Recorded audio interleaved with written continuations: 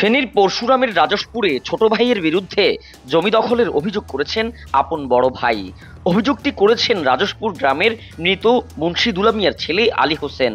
ওয়ারিশি সূত্রে পাগলির কুল মৌজার ৯০ নং খতিয়ানের বিএস ৭৭৪ নং দাগে ১২ শতক জমির মালিক তিনি। আলী হোসেনের দাবি, সম্পত্তি তার বোন হাজেরা আক্তার ও সকিনা খাতুন উপজেলা ভূমি অফিস থেকে তার অংশের ৭.৫ শতক জমি জমা খারিজ করে নিয়ে যান। বর্তমানে বোনের পক্ষে এই জমি তার ছোট ভাই আনোয়ার হোসেন দখলের পায়তারা করছেন বলে তিনি অভিযোগ করেন।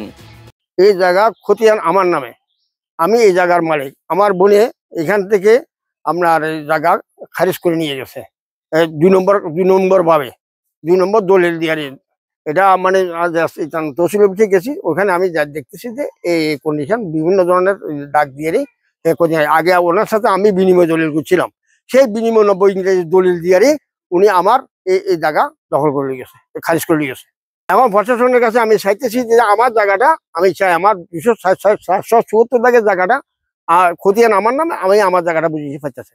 জায়গাটা নোয়াবাড়িতে আমি আমার জায়গাটা দিয়েছি, হুরান বাড়িতে আমার লাগে এজবল হয়েছে। এজবল দেওয়ার হরে আমি বিদেশে আছিলাম, আমি এই জায়গাটা আমি পাইনি। যাবেন আর বোনেরা কিভাবে জালিয়াতি করে খারিজ করেছে। আলী হোসেনের দাবি, তার বোনের সাথে কয়েকটি দাগ উল্লেখ করে একটি এওজ দলিল করা হয়েছে। সেই দলিলের জায়গা তার বোন ইতিমধ্যে বিক্রি করে দিয়েছে।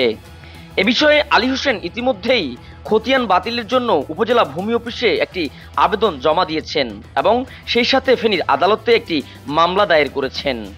অপরদিকে আনোয়ার হোসেনের দাবি, তার ভাই জায়গাটি বোনকে এওজ করে দিলেও আবার তার নামে বিএস খতিয়ান করে ফেলেছে।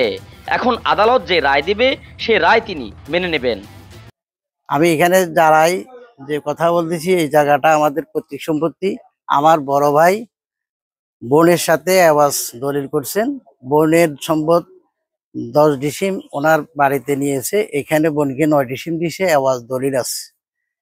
এখন দীর্ঘদিন পর, আমি ছাত্র ছিলাম, ছোট, আমি তো বুঝি নাই, বোনেরও এটা খারিজ করে নাই, দলিল আছে। পরবর্তীতে যখন ভাই আবার খতিয়ান করে দাবি করতেছে, আমরা এই সম্পত্তি আবার খারিজ করছি।